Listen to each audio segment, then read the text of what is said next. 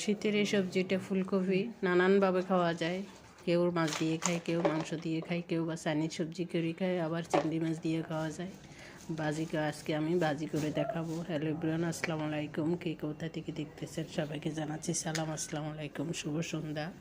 বন্ধুরা, এই যে একটা ফুলকপি এর অর্ধেকের থেকে বেশি আমি ছোট ছোট ফুলগুলি ছোট ছোট টুকরা করে নিয়েছি। এখন এগুলি আমি ফ্রাই করব। এবং একটা কড়াইয়ে সাদা তেল দিয়ে সেখানে একটা রসুনকে আমি গ্রাইন্ডারে ব্লেন্ড করে দিচ্ছি। তারপরে পেঁয়াজ দিয়ে দিলাম, দিয়ে এগুলি যখন ভাজা ভাজা হয়ে যাবে, একদম লাল হয়ে যাবে, তখন আমি উপর থেকে সেই ফুলকপির টুকরোগুলি দিয়ে দেবো। দিয়ে এখন পরিমাণ মতো লবণ, হলুদ, গরম মশলার গুঁড়ো আর কাঁচামরিচ কুচি দিয়ে দিচ্ছি। কুচি দিয়ে এখন আমি একটা মিশ্রণটা ভালোভাবে মিশিয়ে দেবো।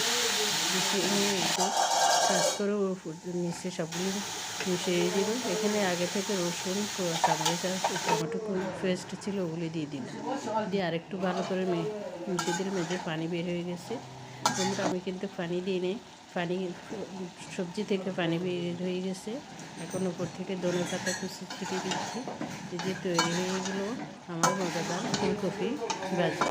আসলে ফুলকপি ভাজি, চিংড়ি মাছ যাদের অ্যালার্জির সমস্যা আছে তারা চিংড়ি মাছ দিয়ে না খেয়ে, বা বড় মাছ তো সবসময় মানুষের হাতের কাছে থাকে না, তখন এভাবে রান্না করে খেতে পারবেন। তো বন্ধুরা, যদি ভালো লেগে থাকে তাহলে আমার পেজটাতে একটা ফলো দিয়ে যাবেন। যদি ইউটিউব থেকে দেখে থাকেন তাহলে একটা সাবস্ক্রাইব করে যাবেন। নামানোর আগে আর একটু গরম মশলা পাউডার দিয়ে দিচ্ছি। তো সবাই ভালো থাকবেন, সুস্থ থাকবেন। শেষ পর্যন্ত দেখার জন্য ধন্যবাদ। আল্লাহ হাফেজ, আসসালামু আলাইকুম, শুভরাত্রি সবাইকে।